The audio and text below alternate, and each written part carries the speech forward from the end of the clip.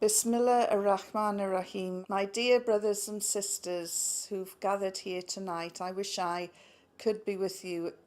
It's amazing that it's been a year since I last spoke to many of you. Although some of us, the year has flown by, for others it has been a very long 12 months. For others it has been 365 days of the unknown, of enduring, of hardship. My focus has largely been on the continuing plight of Dr. Aafia Siddiqui, a victim of continued US injustice, European apathy, and I'm afraid double dealing by some of her own people in Pakistan. In short, the trial in New York should never have gone ahead because Aafia was not formally extradited to the US.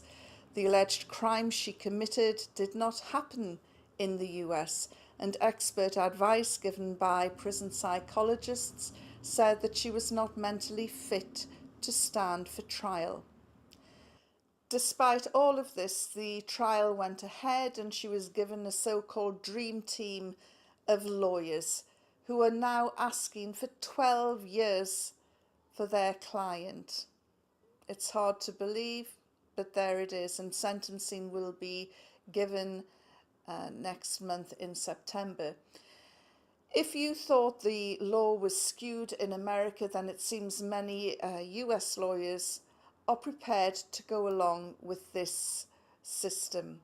The other problem is that most of her team suffered from the same blinkered view as the jury. They simply could not believe that US authorities would sanction the kidnapping, rendition and torture of a mother of 3 and her children. Well, perhaps they might change their mind if they saw this document. It came my way, much like a lot of the evidence and information that I have seen with regards to Aafia's case, because there are people who do not support the now discredited US war on terror. This document is sensational, yet its contents are almost childlike, because they are actually the words of a child. For the first time publicly, you can listen to the simple words relayed to an intelligence officer the moment Ahmad Siddiqui was released from US custody. I do not remember the date, but it seems a long time ago.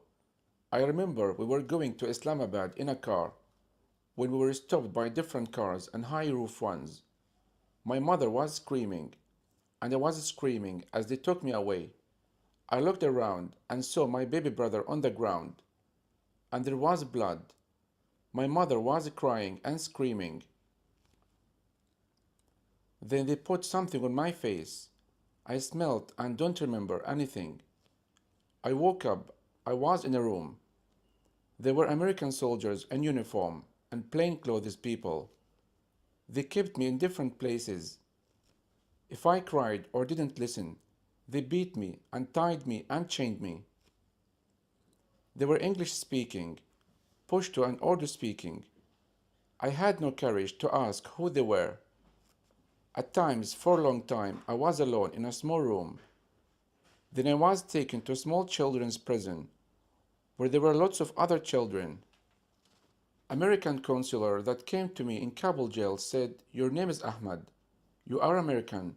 Your mother's name is Aafia Siddiqui, and your younger brother is dead."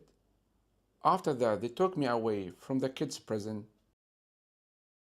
After making that statement, Ahmad was released to his family in Karachi, and he is now living with his grandmother and aunt, where he is making a very slow recovery. It's going to be a long process. He's there in the arms of his family because of the intervention of Afghan President Hamid Karzai. The Americans put extreme pressure on him that they wanted to take care of Ahmad themselves. They wanted to take Ahmad to the US, where they said they could better look after him in their institutes. God only knows what that would have meant. And I suspect the Afghan president felt the same, which is why, against all this pressure, Ahmad was returned to his family. Some months later, little Mariam was also reunited with her family in Karachi in equally bizarre and mysterious circumstances.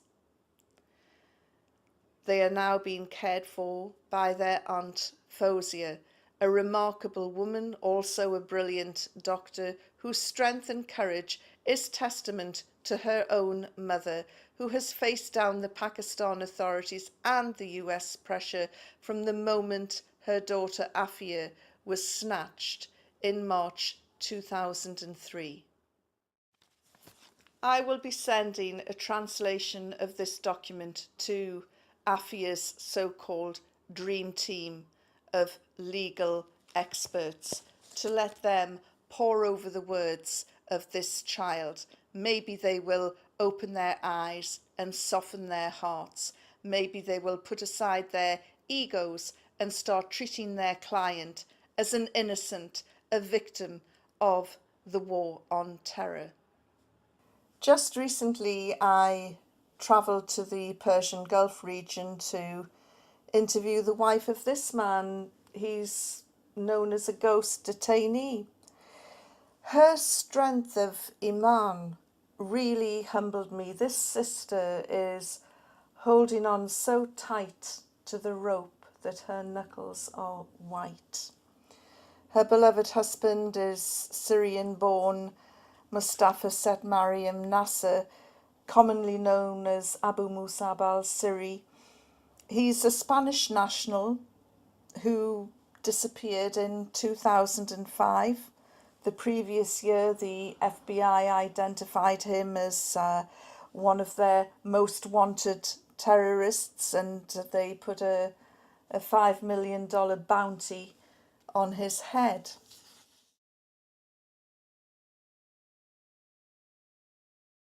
The FBI wrongly identified him as a high-value Al-Qaeda asset, and when they eventually got their hands on him in Pakistan, they whisked him away on a ship to and held him on the British island of Diego Garcia.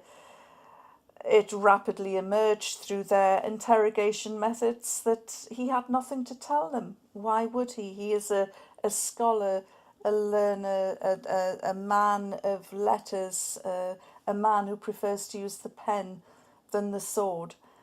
Rather than apologise and return him to his family, they sent him to Syria.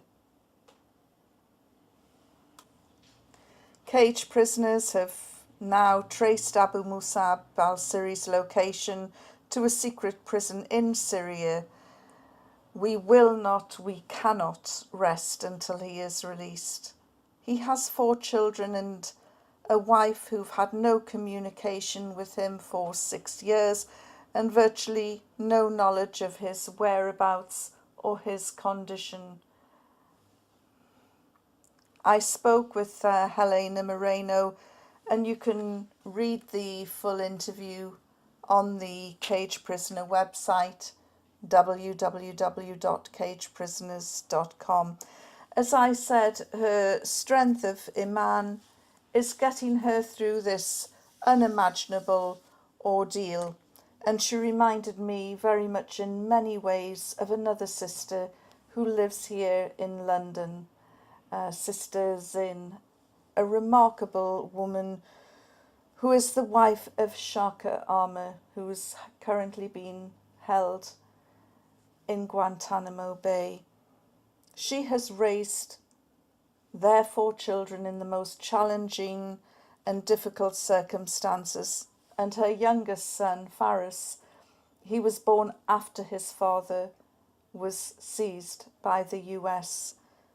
He's never known what it's like to have a father's love, to be held by his father. He wants his dad back. He wants his dad to take him to school and buy him presents like other fathers. And we must do all we can to make sure that Shaker is back in the arms of his family in London before Faris's next birthday. Let's make that wish for him come true. As you know, Shaker is just one of many brothers still stuck in Guantanamo, a place that US President Barack Obama did pledge to close down. Alas, it is still standing and still operational. I have just told you tonight of 3 cases that particularly resonate with me, 3 cases that I have focused on this year, but there are many, many more such deserving cases. The reason why I've selected these 3 cases tonight is because they have put me in touch with some remarkable sisters, mothers, wives and daughters who continue to fight without fear for justice. I am continually humbled by these women who stand by their husbands, not knowing their fate. We sisters have a very important role to play in this society, and we must not shy away from this role. Nor should we be deterred from playing that role despite the efforts of some of our overprotective brothers in Islam. As a revert to Islam, I find it incredibly rewarding to see the diversity in Islam. It's a fantastic religion which has no place for racism or sexism. My inspirations were Khadija, an international businesswoman who the Prophet, peace be upon him, turned to for advice when he first received the message. Then there's Aisha, who led a battle. Imagine a Muslim woman leading men into a battle.